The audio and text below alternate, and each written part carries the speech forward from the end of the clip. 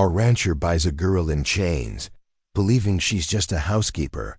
But soon, strange events begin happening around her. Everyone says she's cursed. But what if they're all wrong? What if the truth is something miraculous, and it's only just beginning?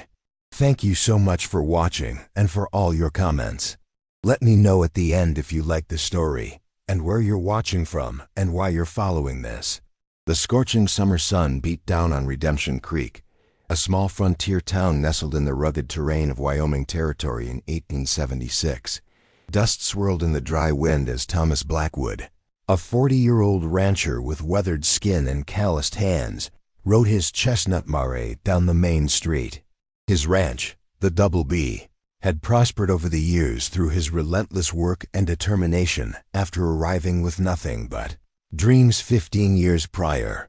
As Thomas approached the general store to collect his monthly supplies, he noticed an unusual commotion near the saloon. A crowd had gathered around a man shouting loudly, standing next to a covered wagon. What caught Thomas's eye was a young woman, no older than 20, sitting on the edge of the wagon with chains around her ankles. $500. The man shouted, his voice rough and desperate. $500 for this cursed girl. She brings nothing but misfortune. I cannot bear it anymore. Thomas dismounted and pushed through the onlookers. The young woman's gaze met his deep blue eyes filled with a mixture of defiance and resignation. Her dark hair was matted, her dress torn and dirty, but there was a dignity in how she held herself despite the humiliating circumstances. "What in God's name are you doing?" Thomas demanded, facing the shouting man. "Name's Jeremiah Wade," the man replied, sweat beading on his forehead. "This here's my sister Rebecca. She's cursed, I tell you. Since our parents died, nothing but bad luck follows her. Crops failed, livestock died, my wife took ill. $500 and she's yours, chains and all." The sheriff, a portly man named Bill Morton, stood nearby with an uncomfortable expression. "Ain't no law against selling indenture contracts, Blackwood. Family business, they say." Thomas studied Rebecca more carefully. Despite her disheveled appearance, there was intelligence in her eyes and a subtle defiance in her posture. Something about her stirred his conscience. "This is barbaric," Thomas muttered. Then, making a decision that would change his life forever, he reached into his pocket and withdrew a leather pouch. "I'll take her, but not as property, as a housekeeper for my ranch. And I'll pay $300, not a penny more." Jeremiah's eyes gleamed with greed. "400. $350, and I don't report you for public disturbance and cruelty," Thomas countered firmly. "Deal," Jeremiah spat, snatching the money Thomas counted out. He tossed a small iron key toward Thomas. "She's your problem now. Don't say I didn't warn you about the curse." As Thomas unlocked the chains, Rebecca rubbed her ankles, red and raw from the metal restraints. "Why?" she asked simply, her voice surprisingly melodious despite its hoarseness. "No one deserves to be treated like cattle," Thomas replied, helping her down from the wagon. "I have a ranch 10 miles outside town. You'll have your own room, decent meals, and fair pay for honest work." Rebecca studied him warily. "And what do you expect in return, Mr. Blackwood?" "Only what I said, housekeeping, cooking perhaps. Nothing more," he assured her, understanding her suspicion. "You have my word." As they rode out of town, Thomas on his mare and Rebecca on a newly purchased bay gelding, whispers followed them. The townspeople shook their heads, convinced that Thomas Blackwood had just brought a curse upon his prosperous ranch. "They believe I'm cursed," Rebecca said quietly as the town disappeared behind them. "People fear what they don't understand," Thomas replied. "At the Double B, you'll be judged only by your character and your work." Rebecca remained silent for several moments before speaking again. "My brother wasn't always cruel. After our parents died from fever last winter, things changed. The farm struggled. He started drinking. Then he convinced himself I was the cause of his misfortunes." Thomas nodded. "Grief makes people seek explanations, even false ones. But that's behind you now."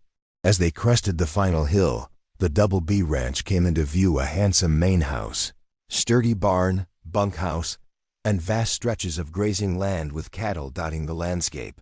Two ranch hands looked up from mending a fence, curiosity evident on their faces as they spotted Rebecca. "Welcome to your new home," Thomas said as they approached the main house. "It's not much, but it's peaceful and safe." Rebecca dismounted carefully, her legs unsteady. "Thank you, Mr. Blackwood. I'll work hard to repay your kindness." "Thomas," he corrected with a slight smile. "Mr. Blackwood was my father." That evening, after showing Rebecca to a small but clean room at the back of the house, Thomas sat on his porch, wondering about the impulsive decision he'd made. Something about the young woman's resilience had moved him. Perhaps it reminded him of his own struggles when he first arrived in the territory, alone and determined to build something from nothing. As the sun set over the mountains, painting the sky in brilliant oranges and purples, Thomas couldn't shake the feeling that his life had just taken an unexpected turn, one that might lead to something extraordinary. The first light of dawn was breaking over the mountains when Rebecca woke with a start, momentarily disoriented by the unfamiliar surroundings.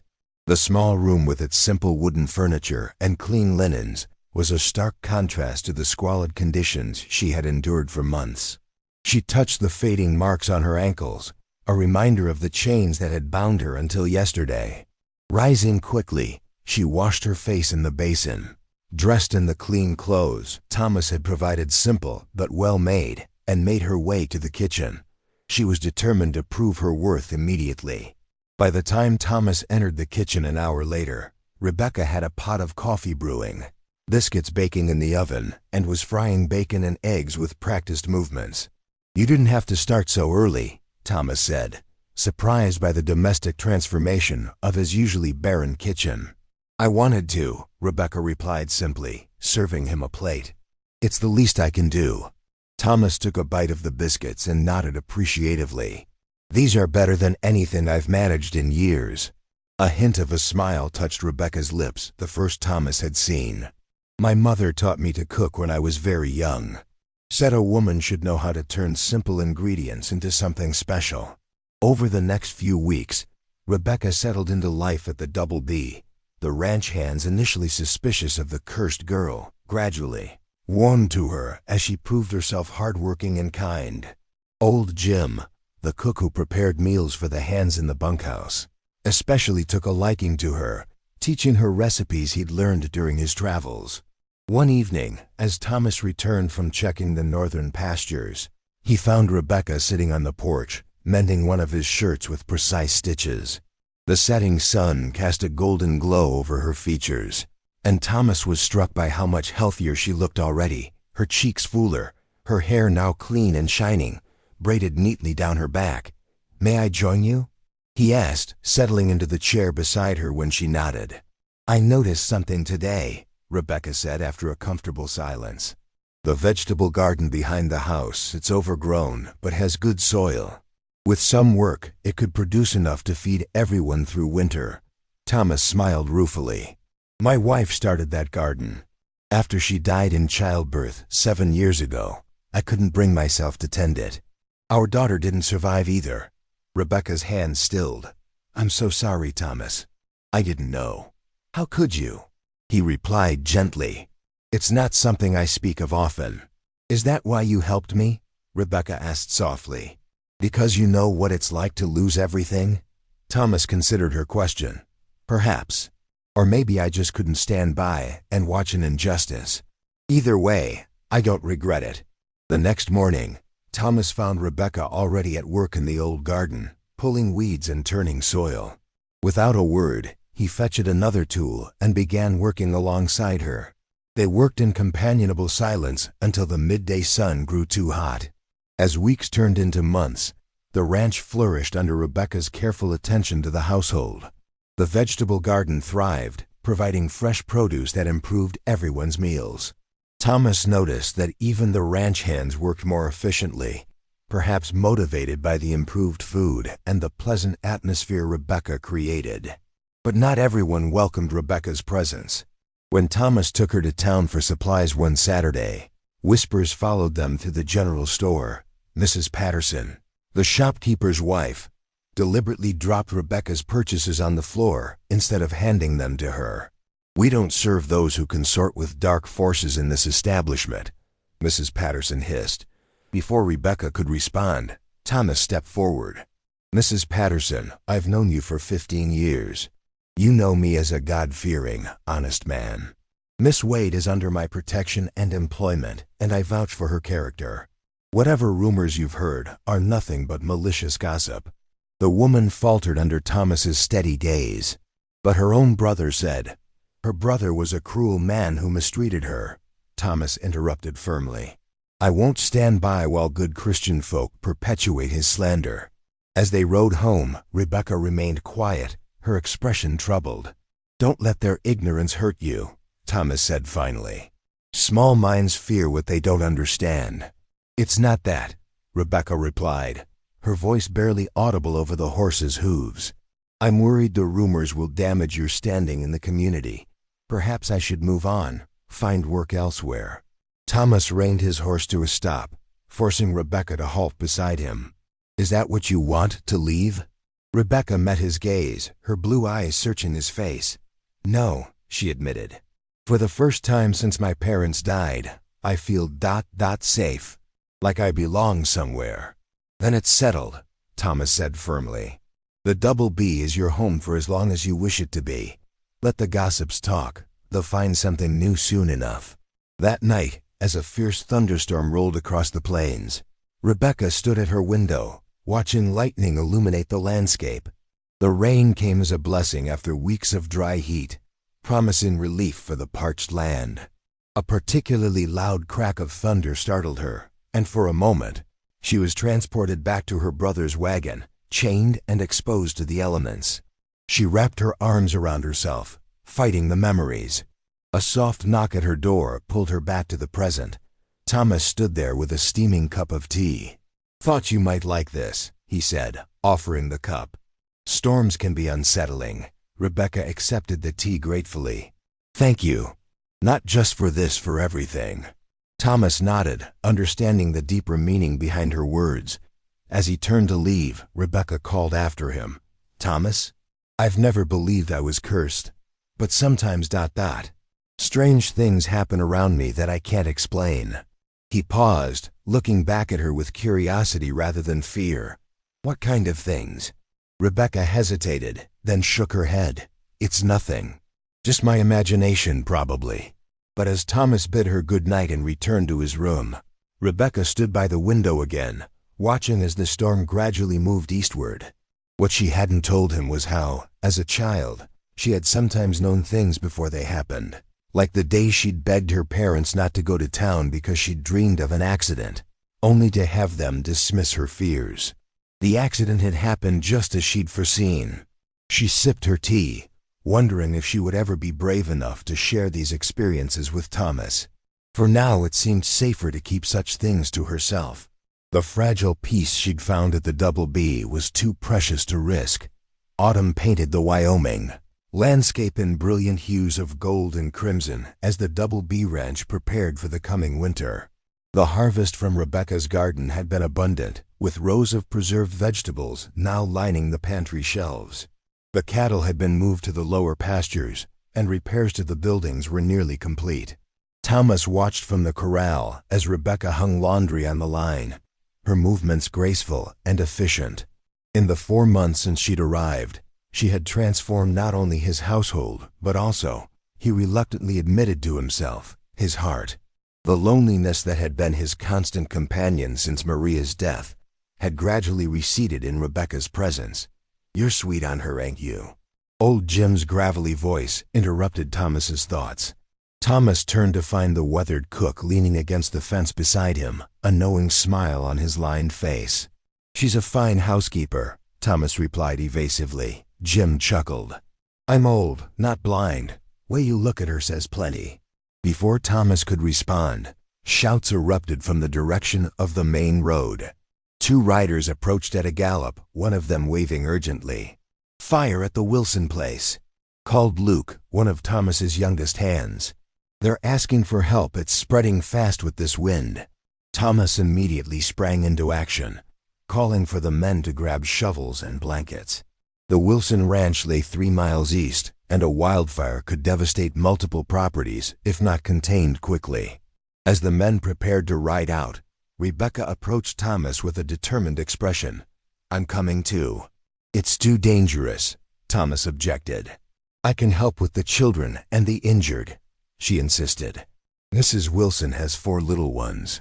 She'll need all the help she can get." Recognizing the wisdom in her words, Thomas nodded reluctantly. "Stay clear of the flames and do as I say without question." When they arrived at the Wilson homestead, chaos reigned. The barn was fully engulfed, and the fire had begun to spread to the nearby fields. Men from neighboring ranches were already forming bucket lines and digging fire breaks. Thomas joined the men battling the blaze while Rebecca hurried to the main house, where Sarah Wilson was frantically trying to calm her terrified children while bandaging her husband's burned hands. "Rebecca," Sarah exclaimed with obvious relief. "Thank God you've come." Rebecca immediately took charge, setting the oldest boy to fetching clean water, preparing a soothing poultice for Mr. Wilson's burns, and keeping the younger children occupied and away from the windows that offered frightening views of the fire. Hours passed as the men fought the relentless flames. The wind shifted repeatedly, making their task even more challenging. By nightfall, exhaustion had set in, but the fire continued to advance toward the main house. Thomas staggered inside for a brief rest, his face blackened with soot, his eyes red from smoke. "We're losing ground," he told Rebecca grimly. "The house may not be salvageable. We need to prepare to evacuate." Rebecca nodded, already gathering essentials for the Wilson family. As she worked, a strange feeling came over her, the same sensation she'd experienced before significant events in her past. A certainty, almost a vision, formed in her mind. "The wind will change," she said suddenly, her voice distant. "Within the hour, it will shift north and bring rain." Thomas stared at her, confusion evident in his exhausted features. "The sky is clear, Rebecca. And Sheriff Morton just rode in from town. The weatherglass is steady." Rebecca met his gaze, hesitant yet certain. "I know it sounds impossible, but I know it will happen. Don't abandon the fire breaks on the northern edge." Something in her conviction gave Thomas pause. Instead of dismissing her words, he studied her face intently. "Is this one of those strange things you mentioned? The things you can't explain?" She nodded slowly. "Sometimes I just know things before they happen. My brother called it a curse when his prized horse died after I warned him not to race it. My parents called it imagination or coincidence. I don't know what it is, but I've never been wrong about these feelings." Instead of fear or skepticism, Thomas showed only thoughtful consideration.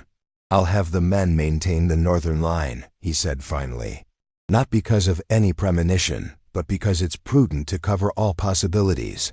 Within 45 minutes, just as the firefighters were reaching their breaking point, the wind suddenly shifted, pushing the flames back toward the already burned areas. Within minutes, dark clouds rolled in from the north, and rain began to fall gently at first, then in a steady downpour that helped extinguish the remaining flames. The men cheered at their unexpected salvation, attributing it to divine intervention. Only Thomas looked back at the house where Rebecca stood in the doorway, her expression a mixture of relief and apprehension. The ride back to the Double B the next morning was largely silent, with the ranch hands too exhausted for conversation. When they were finally alone in the kitchen, Thomas addressed what had happened. "You knew," he said simply, watching as Rebecca prepared coffee with slightly trembling hands. "Yes," she admitted, not meeting his eyes. "It's happened all my life, knowing things I shouldn't be able to know. After my parents died, my brother became convinced it was something evil, something cursed." Thomas took the cup she offered, his fingers briefly touching hers. "I don't believe in curses, Rebecca. I believe in God's mysteries. Some people are given gifts they don't understand." "A gift?" she echoed, finally looking up at him. "I've never thought of it that way. What else would you call the ability to save lives and property with a timely warning?" Thomas asked gently. "What matters isn't the ability itself, but how it's used." Rebecca's eyes filled with tears. No one has ever seen it that way before. Thomas reached across the table, taking her hand in his. I see you, Rebecca, all of you. And there's nothing there to fear. In that moment, something shifted between them, an acknowledgement of feelings that had been growing for months, feelings neither had dared to voice. The moment was interrupted by a commotion outside. Thomas reluctantly released Rebecca's hand and went to investigate. Sheriff Morton and 3 other men from town, including the pastor Reverend Clark, had ridden into the yard. Thomas Blackwood, Sheriff Morton called, his expression grim. We need to speak with you and the Wade woman. Thomas stepped onto the porch, positioning himself protectively. What brings you gentlemen to my property? Reverend Clark spoke up, his normally kind face hardened with righteous conviction. Word has spread about what happened at the Wilson fire. A clear sky suddenly bringing rain exactly when needed? The strange predictions of this woman? This smacks of unnatural influence. It was Providence, Reverend, Thomas replied evenly. Surely a man of God recognizes divine intervention when he sees it. Divine or demonic, that's what we aim to determine, Sheriff Morton interjected. We've had reports about strange occurrences ever since you brought her here. Crops growing better than they should, animals calming at her touch, and now this.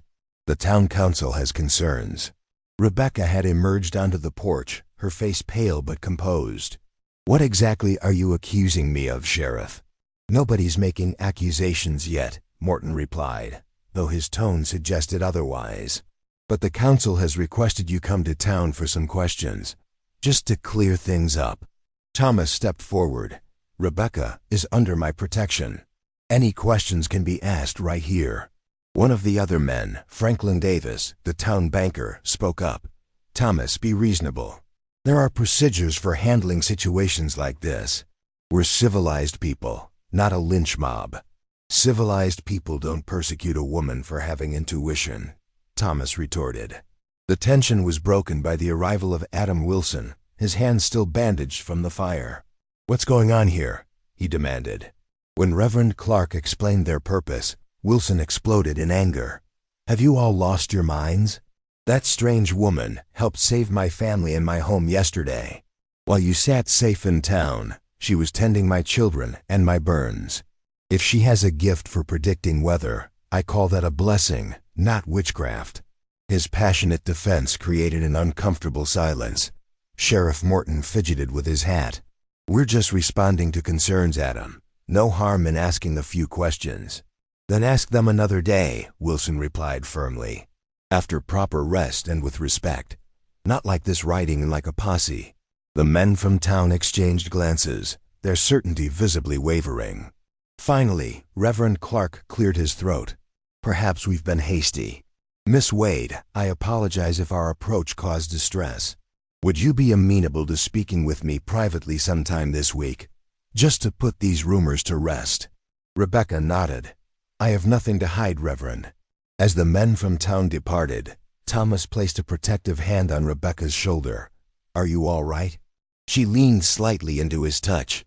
I will be, but Thomas, this is exactly what I feared. My presence brings trouble to your door. No, Thomas said firmly. Ignorance and fear bring trouble. You bring only light. He hesitated, then added softly, and hope, something I thought I'd lost forever. Rebecca's eyes met his, a world of unspoken feelings passing between them. Whatever challenges lay ahead, they would face them together. The first snow of winter fell softly outside the church windows as Rebecca sat nervously in the front pew. After weeks of private conversations with Reverend Clark, today would determine her standing in the community once and for all. The town council had called a special meeting to address the peculiar circumstances surrounding Thomas Blackwood's housekeeper. Thomas sat beside her, his solid presence a comfort as townspeople filed in, their curious glances and whispers following Rebecca like shadows. The Wilson family entered and deliberately sat directly behind them, a silent show of support that brought tears to Rebecca's eyes. Don't worry, Thomas whispered, his hand briefly covering hers. Truth stands firm against gossip. Reverend Clark called the meeting to order, his voice echoing in the packed church. "Friends and neighbors, we've gathered today to address concerns about Miss Rebecca Wade and the unusual events that some have attributed to her presence in our community." Sheriff Morton stepped forward. "Let's be plain, there have been accusations of unnatural influence. Crops yielding beyond expectation, animals behaving strangely in her presence, and weather changing precisely when predicted." Rebecca felt dozens of eyes on her, some suspicious, others merely curious. She kept her head high, drawing strength from Thomas's unwavering support. "Before we continue," Reverend Clark said, "I want to share my observations after several weeks of counseling Miss Wade. I found her to be a woman of genuine faith, honest character, and remarkable perception, not a practitioner of any dark arts." Murmurs rippled through the congregation. "The Bible tells us that God grants different gifts to different people," the Reverend continued. "Some receive wisdom, others healing, others the discernment of spirits. In my judgment, Miss Wade possesses an unusual sensitivity to the natural world, a gift, not a curse." Mrs. Patterson stood abruptly, but her own brother claimed she was cursed. "Sold her because of it." "A brother who was drunk more often than sober," Adam Wilson countered, rising from his seat. "A man who needed someone to blame for his own failures." Thomas stood next. "I've known Rebecca Wade for nearly 6 months now. In that time, she has brought nothing but goodness to my ranch and to this community.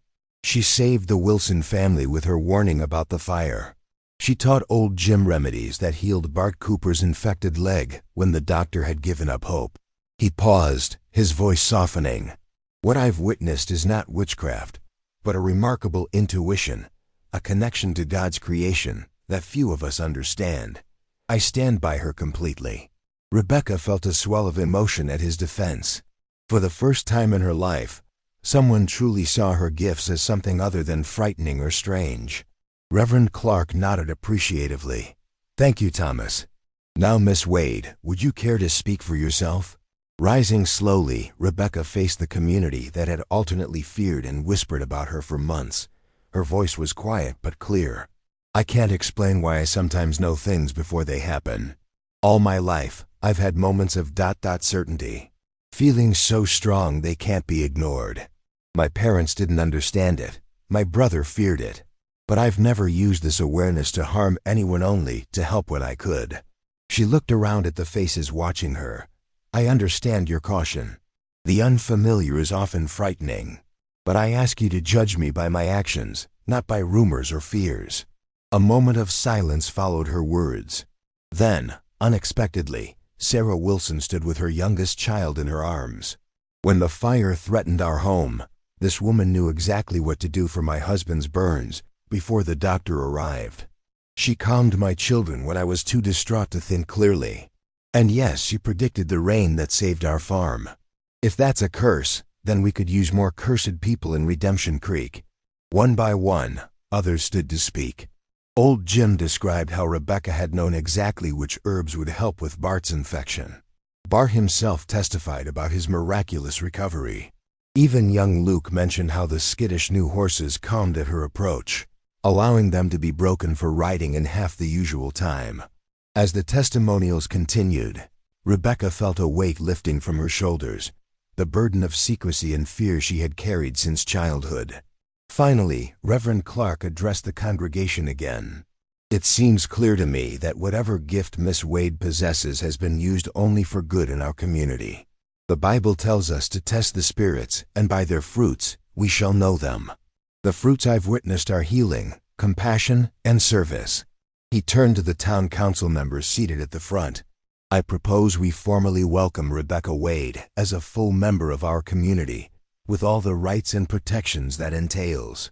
The vote was nearly unanimous, with only Mrs. Patterson and 2 others abstaining. As people began to disperse, many approached Rebecca with smiles and handshakes where before there had been only suspicion. Thomas watched with quiet pride as she graciously accepted their belated welcome. The snow had deepened by the time they prepared to ride back to the ranch. Thomas helped Rebecca onto her horse, his hands lingering on her waist. "You were magnificent in there," he said softly, "standing your ground with such dignity. Rebecca smiled, emotion making her voice unsteady. I couldn't have done it without you believing in me first.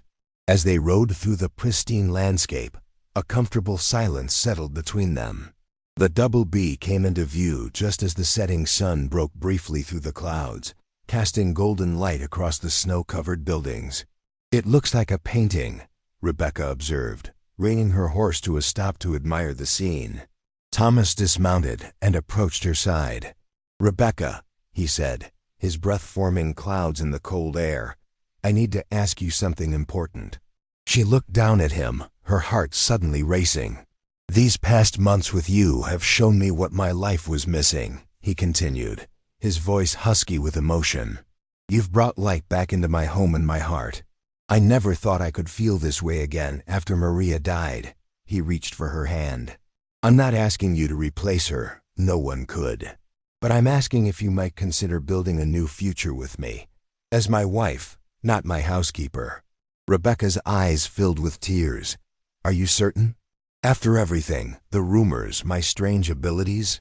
I've never been more certain of anything, Thomas replied firmly. Your gift is part of who you are, and I love all of you. The strength that helped you survive your brother's cruelty, the kindness you show to everyone around you, the courage you demonstrated today. He squeezed her hand gently. Will you marry me, Rebecca Wade? Will you make the Double B truly your home? Rebecca slid from her horse into his waiting arms. Yes, she whispered against his chest. 1,000 times yes. Thomas held her close, his heart fuller than he had believed possible. As they stood together in the fading light, a sense of perfect rightness settled over them both. Spring came early to Redemption Creek that year. The wedding took place in the same church where Rebecca had once stood to defend herself, now filled with flowers and friends.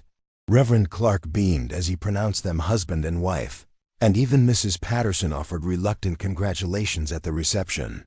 As evening fell, Thomas led his bride out onto the porch of their home now in truth as well as feeling. The Double B stretched before them, cattle grazing peacefully in the distance, fruit trees blossoming in the orchard Rebecca had started. Can you feel it? Rebecca asked softly, leaning into her husband's embrace. Feel what? Thomas asked, nuzzling her hair. Life, she replied simply, all around us. Growing, changing, becoming more than it was before. She placed his hand over her still flat stomach. Just like here. Thomas froze, then turned her to face him, his expression a mixture of shock and joy. Are you certain? Rebecca nodded, her smile radiant. I know it with the same certainty I knew the rain would come that day. A new life, Thomas. Our miracle. As he gathered her in his arms, tears of joy streaming down his weathered cheeks, Thomas silently thanked God for the day he had decided to rescue a supposedly cursed girl in chains, and discovered instead the greatest blessing of his life. The miracle, he realized, wasn't Rebecca's uncanny abilities. The real miracle was finding love when all hope seemed lost, and having the courage to embrace it despite fear and uncertainty. That was the true gift they would pass on to their child, along with the legacy of the Double B Ranch, and the story of how a community learned to see beyond their fears to recognize a blessing in their midst.